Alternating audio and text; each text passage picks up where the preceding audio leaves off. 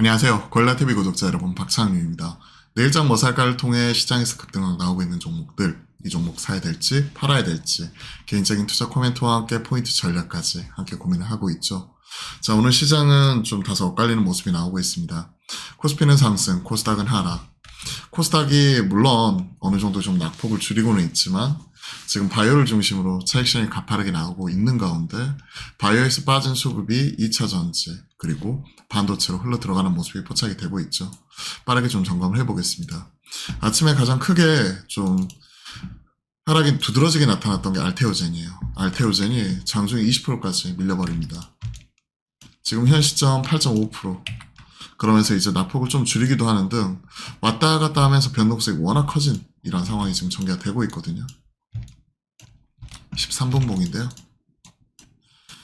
급등, 급락 이런 모습이 나오고 있는데 차익 실현이 2차 전지를 중심으로 좀 가파르게 나오고 있다는 거. 그나마 버티고 있었던 게 신약 플랫폼 기업이었고 유한양행을 비롯한 이런 종목들, 전통 제약사라든지 여타 나머지 종목들 같은 경우는 미리 빠졌거든요. 그나마 대장으로서 버티고 있던 게 알테오젠과 리가캠 이런 쪽인데 리가캠이 먼저 빠졌었고 알테오젠 같은 경우가 지금 다시 한번 오늘 급락, 갭으로 빠지더니 급락이 나오는 부분이 상당히 의아한 부분입니다. 사실 어제 좀 새로운 뉴스 나오면서 플러스 6 갔던 게 마이너스 6 가버렸죠. 하락 VR까지 먹었죠. 오장 들어서. 시장에서 그죠. 플러스 6.91 시가 7.5까지 올라왔던 게 마이너스 6이었으니까 하락 VI 먹었고 어제 코스닥의 낙폭 이런 부분이 어제 두드러지게 나타나는 원인은 오장 들어서 알테오젠이 밀린 영향 그런 부분이 강하게 좀 포착이 되었었고요. 알테오젠을 중심으로 좀 하락하는 모습이 좀 두드러지게 나타났었고요.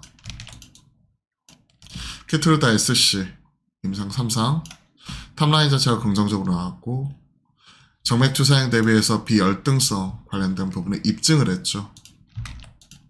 그러면서 이제 긍정적인 부분으로 갭으로 떴는데 이게 차익 실현도 트리거로서 작용하면서 하락을 했고 오늘 추가적으로 밀리는 모습이 두드러지게 나타납니다. 사실 뚜렷한 이유가 있어서 빠진 건 아니거든요.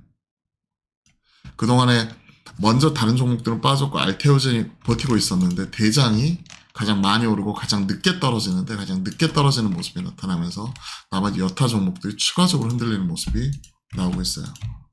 좀 리스크 관리는 필요하다고 생각을 합니다. 그리고 많이 떨어져가지고 일부 오늘 하루 사이에 뭐 스캘핑이나 단타를 칠 수 있을지언정 막 이렇게 떨어지고 있을 때 담기에는 지금은 상황이 녹록지가 않아요. 결국 이거죠. 금리 12월 동결 확률이 거의 50%에 달합니다. 47.7%. 1월 동결 확률도 한 달 전만 해도 거의 0%에 수렴하던 게 35.5%예요. 그리고 트럼프 1월 21일날 대통령 취임하고 나면 더 쉽지는 않겠죠. 딱 그러한 상황. 그러다 보니까 바이오 하락, 반대급부적으로 2차 전지와 반도체 일부 종목들의 상승. 오늘 테크윙, HBM 쪽에서 강하게 올라오죠. 엔비디아 실발했고요. 엔비디아 실발, 결과 추정치, 비트하는 모습이 나왔었지만 우리 가이던스는 사실 시장의 기대치에 어느 정도 부합하는 모습이 나타나면서 기존의 가이던스를 크게 상회하는 이런 부분을 기대했었던 시장의 스트릿 컨센에 크게 미치지 못했죠. 그리고 블랙엘 출하도 다음 분기로 밀리면서 우리가 이번 분기에 블랙엘이 매출이 적게는 15에서 많게는 40%까지도 기대하고 있었던 부분이 실망감으로 바뀌었죠. 물론 일부 낙폭을 줄이기는 했지만 그에 따른 영향, 엔비디아가 어제 0.8% 하락, 시간 외에서 추가적인 하락 이런 부분이 나왔습니다. 1%대 하락으로 마무리 지었더라고요. 엔비디아. 그런데 HBM 관련된 종목들 그 안에서 테크윙 등 일부 차별화되는 모습이 나오기 때문에 이거는 그냥 수급으로 해석을 해야 됩니다. 그냥 바이오 빠지니까 2차 전지 올라오고 반도체 일부 종목도 올라오고 근데 연속성을 담보하기는 어렵죠. 외인들의 매도 공세는 계속 지속이 되고 있어요. 지금 오늘까지 10거래일 연속 지금 팔고 있는 상황이고요. 어제까지 9거래일 연속 외인들의 매도 공세 이런 것들은 계속해서 이어져 왔었죠. 시용장고는 전저점 재차 하향 가운데 바닥을 언제 찍느냐 이 관건이 되는 것 같아요. 작년하고 올해 뭐 이런 부분 바닥 이런 것들 생각을 해보면 작년 같은 경우가 대략 한 16조 원 전후 이 정도에서 나왔거든요. 16.5조 밑에서는 확실히 많이 빠진 게 맞아요. 그러니까 용기를 내야 되는 건 맞는데 결국 돌아서는 거 확인이 필요할 것 같습니다.